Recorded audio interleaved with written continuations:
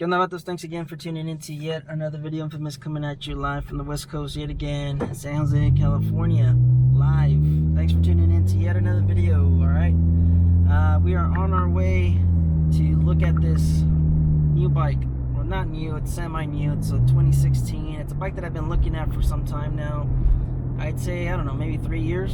I mean, I like it. I really do. And, I mean, there's been a few chances. There's been a few times where I had the opportunity of buying this bike, but you guys know the old lady does not like the idea of having 3 bikes. I don't think anybody would, or any lady with, I guess, with the brain would not like the idea of their loved one, or their partner having 3 bikes. Come on. But I mean, yeah, I really want this bike, so I'm gonna go take a look at it. It's out in Lone, California. It's about a 2.5-hour drive up there, so I'm on my way to pick up a friend so he could give me a ride, and then I'm gonna have to ride this bike back to San Jose. So hopefully this bike is in mint condition the way it's been described. I'm looking forward to taking a look at it, riding it, and hopefully it's all that in a bag of chips, because you know, based off of the information, it's got low miles. It's got maybe about a quarter miles of what my lowrider has. So I'm hoping it's in great condition and I can ride it back, because I don't have a hitch, I don't have a truck, and I have to ride this thing back. So, and of course, gas. You know, gas prices are about $6 a gallon right now, and to be going all the way out there, yeah, I just don't think it's something that we could probably do. You're doing construction over here, and there's a police officer. So anyways, just stay tuned. We're gonna go look at this bike, and then I'm gonna give you guys a few tips on what to look for, and maybe I'll do that with the time-lapse video. That way I can do some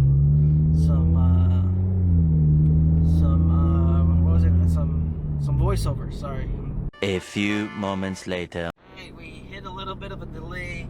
Turns out my buddy is having some type of I don't know, something along with his old lady. I guess his old lady kicked him out of the house, and I went to go pick him up at his house, and he wasn't there. He's at his brother's house. So now I'm on my way to go pick him up from his brother's house. Just something that I'm kind of like, okay, you forgot to mention this the last couple days. But anyways, I'm just grateful that he's willing to help me out. A few moments later. This guy right here, look at him.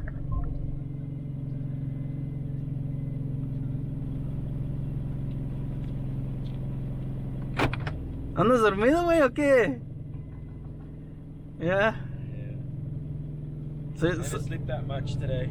So, ya te sacaron a la casa entonces, güey. Alright, so that's Ozer. We're on our way to Lone, California. ¿Listo, güey, o qué? Vámonos. Simón? Yeah. Alright, let's go.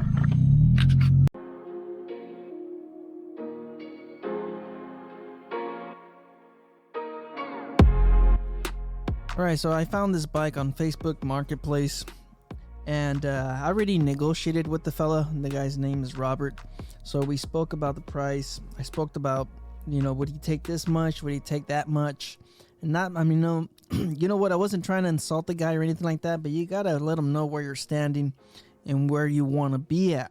So this, you know, this bike was about 2.5 hours away from me, and I didn't want to leave that up to chance, you know, not discuss a price or anything like that before I even got out there. So you want to 100%, depending on where the bike is, you want to make it clear on where you're probably sitting at or where you're standing at. So that's one of the things you want to do. You want to start negotiating, but the seller should expect a little bit more. I mean, when I got there, of course, I test rode the bike, and I still, you know, I offered him a little bit less, but the fella, he honestly said, you know what, I don't have to get rid of it. He actually had another Street Glide. He had another Harley. He had a Street Glide. It was done up. It was beautiful. He had Rockford Fosgate. He had a few different things on it. So he just said, you know what, I don't have to get rid of it. If you don't want to give me, you know, what we discussed, then I'm just gonna keep it. So like I said, you got to be careful. Don't try, you know, don't disrespect these sellers. Do not disrespect people with like half or stupid like low ball offers. Think of it this way: is this something that you're willing to take if you were offered a certain amount? So just keep that in mind. And so moving on to the inspection, I checked all the common issues with this type of bike. I checked fork seals, I checked the tires, brakes, basically a safety inspection, because I knew I was going to be riding this thing back to San Jose.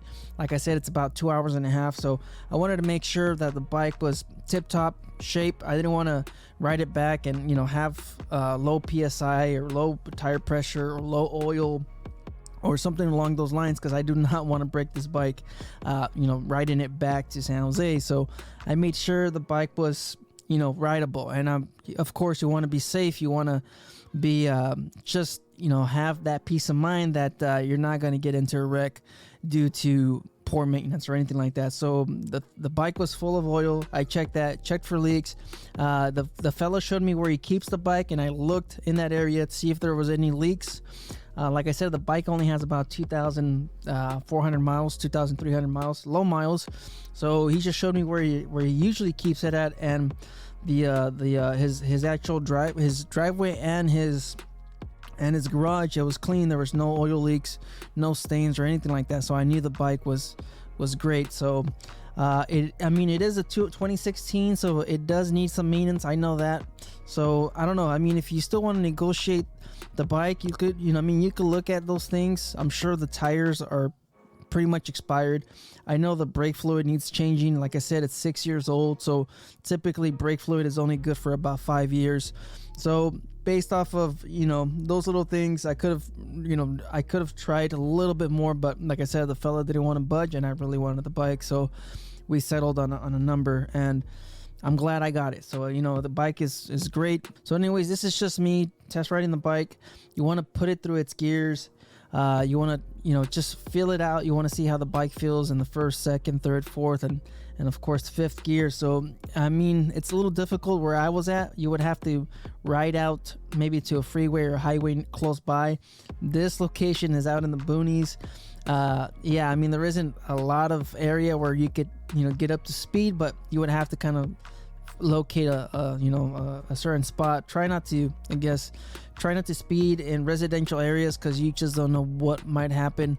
There could be potentially a neighbor, you know, backing out of their driveway, and yeah, you could cause an accident. So just look out for little things. Like I said, this bike had low miles, but if it had somewhere around 20,000 miles, I'd be a little bit worried about the primary or the transmission. I know some of these, the clutch kind of goes out in about 20,000 miles. So like I said, I didn't have to worry about a lot of those things. I know right now as it sits, it needs a little bit of maintenance, because typically you either, you know, hit 5,000 miles or you change the fluids at 6 months for your oil. And like I already said, for the brake fluid, yes, that, you know, it's time for the brake fluid to get swapped out. But I'm doing that when I do the cable kit, when I extend the controls and extend the throttle and all that good stuff. I'm gonna do all that when that comes. And as far as the forks, I'll probably do that somewhere, you know, down the road. Who knows? But yes, let's just, you know, finish the video. Thanks for tuning in, and this is just a little bit of voiceover, and maybe I'll do a separate video and get into the nitty-gritty stuff. Alright, I haven't been talking much. I am checking out this beautiful Roadster. Man, this thing is gorgeous. It is super clean. Look at the paint job on this. Original owner. Man, this bike is beautiful. She shakes, you know, she shakes a lot. She shakes a whole lot for a 2016, but man, I love that feel. Look at that thing. Whoa, man, she sounds good. She sounds good even with the stock exhaust. Has a couple little things right here. As you can see, we have a luggage rack. He has a fork bag. He has some Kuriakin grips on it. I'm liking the seat. I'm liking the feel of it. It just feels, I don't know, it's been a while since I've been on a Sportster. It's been, I think it's been like almost 3 years since I've been on a Sportster. So I wish I could get it, put it through its through the gears, but I am in the residential area. But I mean, I think it should be fine. I checked the tire pressure, of course, checked a few things. It's not leaking. It's only got 2,600 miles, super low on miles. So we're gonna have to make a purchase, and I'm gonna have to ride this thing all the way back to San Jose. No windscreen, no nothing. So we're just gonna have to see what happens. I think it looks pretty good. I mean, there's not a whole lot wrong with it. I mean, I like it. I like the bike. It's got a different feel to it. I don't know. It's been a while since I've ridden a Sportster, and this is, you know, my first fuel injected one. I've owned the carbureted CV one, but it's still an Evo. It's just, you know, different fuel delivery. But man, she does feel good. Day 2. Alright, so it's the next day. I didn't have a lot of time to set up. I didn't have time to motovlog, set everything up. I was really in a hurry. Today's Thursday. It's the following day. And man, I had to ride this thing back to San Jose. It was about an hour and 40 minutes of just straight, you know, 80-90 miles per hour. And this thing does not have a windshield. No windshield, no anything, just straight on, full blast. And man, getting old sucks. It does. This morning I had a little bit of some aches, took some Aleve, and I started feeling a lot better. Right now I'm doing just fine. It was just yeah, I mean, that wind, man, that's something. And of course the handlebars on this bike, you know, it's a little bit lower. I was hunched over a little bit. But man, she rides great. Man, this bike is great. Low miles, like I said, 2,000. I put a little bit over 100 miles in on it yesterday. I also got to use my Ruroc 4.0, so that has some bugs, some bug guts on it. So I got to use that, and man, you know what? That Ruroc helmet is great. I was doing 80-90 and the wind wasn't too bad. Yes, of course there is going to be some wind noise, but you know, I don't have any wind. I don't have a windshield. I don't have a fairing on this, so I was taking all that wind. And there was actually a wind advisory warning yesterday. So I was battling the wind like crazy, man. It was throwing me around. Of course, this bike the bike doesn't weigh that much. I weigh about 180 now. I gained a little bit of weight, so this, you know, the wind was just throwing me around. And of course it's got a 3.3 or 3.5 gallon tank, so I did have to make a stop. But man, you know, this bike, it's in great condition. I test rode it.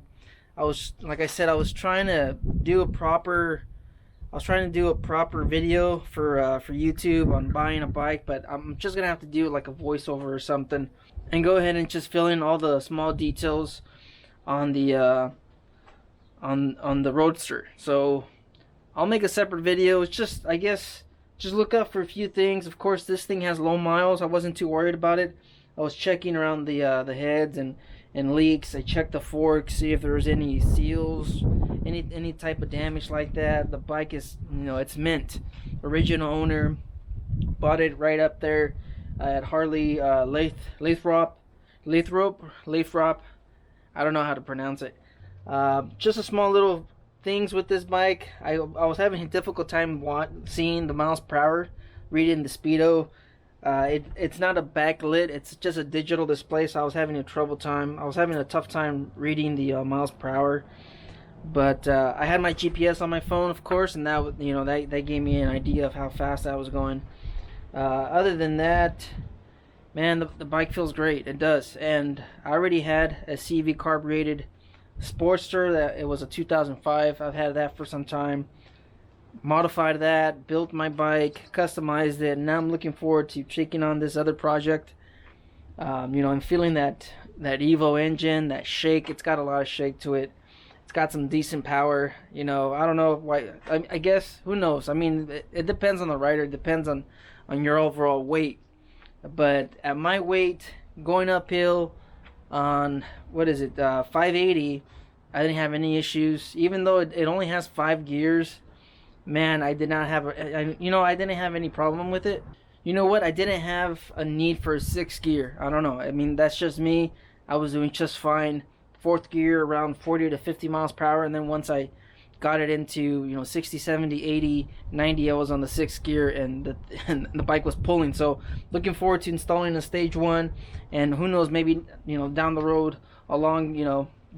maybe S&S hooligan kit. Maybe that might be in the works. But yeah, I mean, that's it. So sorry I couldn't give you guys the full experience of buying the bike, but who knows, I'll probably do a walk around video, just separate them, that way the video's not too long. You guys just stay out there, stay safe, don't believe everything you read, life's a risk, get out there and ride. Later.